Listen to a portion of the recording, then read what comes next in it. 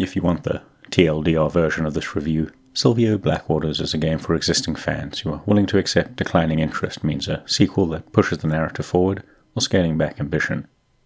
It's not as walking sim-ish as Sylvio 2, but it's still an incredibly linear and restrictive experience, built using the bare minimum of assets, and featuring limited gameplay that barely evolves over its short runtime. As such, it'll only keep you engaged if you're already invested in the protagonist and her ongoing journey. Juliet Waters returns for a third outing, still trapped in some sort of shifting purgatory after encountering a vengeful spirit at the end of the first game. She finds herself exploring familiar ruins on what seems to be an alien planet, inhabited by human spirits trapped in an elaborate mental simulation, with the only way out a spacecraft abandoned by visiting astronauts.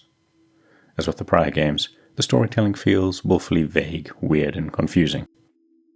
Shortly after discovering the aforementioned spacecraft and a password-locked terminal alongside an ominous-looking lake, Juliet stumbles into a dark and twisted realm with only one surviving resident, Lee, a voice over the radio who was supposedly at the lake she just passed by. This begins an uneasy relationship as Juliet tries to find the code and her way back to the spacecraft, occasionally guided by Lee, who wants to escape with her. For the next 5 or so hours, that's all the narrative context you get. The focus instead switches to Juliet trying to understand the nature of the place she's exploring, the fate of the now aggressive spirits who died within it, and whether Lee can be trusted. What that entails, gameplay-wise, is following glowing fragments of spirit shells through dark, labyrinthine environments, collecting ghostly snippets of dialogue and piecing together the story behind each victim, finding artwork to match phrases and unlock short poems about the lake, and interacting with scrambled video recordings to extract ghostly phrases and open a path forward through the gloom.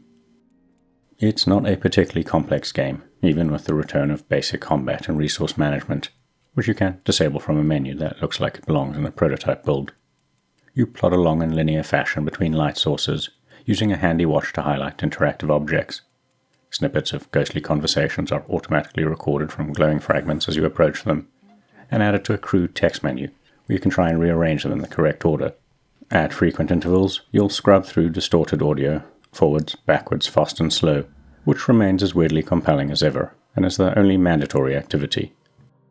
When it comes to defending herself, Juliet collects several airgun variants, pressurized cylinders and projectiles. You can load and fire rocks to shatter distant spirit shells before you get close, or just blast pressurized air to disperse them if they detect you. Aside from some nice particle effects and a few cheap scares when they're tucked away out of sight, it adds very little to the experience and resources are abundant. Those only interested in the light puzzling elements and narrative won't miss much by disabling them. Now, while it's great for creating an eerie atmosphere, Sylvio Blackwaters features way too many dark and repetitive environments, ranging from gloomy forests to gloomy farmland and gloomy ruins.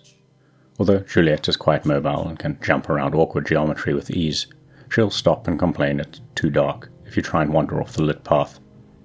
Using ladders that shift gravity and take you back through areas from a new perspective adds some excitement to traversal, as does cycling outward from a hub area while listening to distorted singing that sounds like it belongs in another Lou Reed and Metallica collaboration.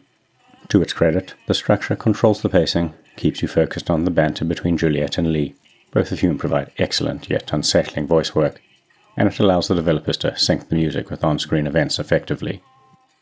That said, Sylvio Blackwaters is still only for fans of the prior games. The focus is on delivering a fresh narrative on a budget, which it does with great writing and voice work, but this comes at the expense of evolving gameplay and interesting environments.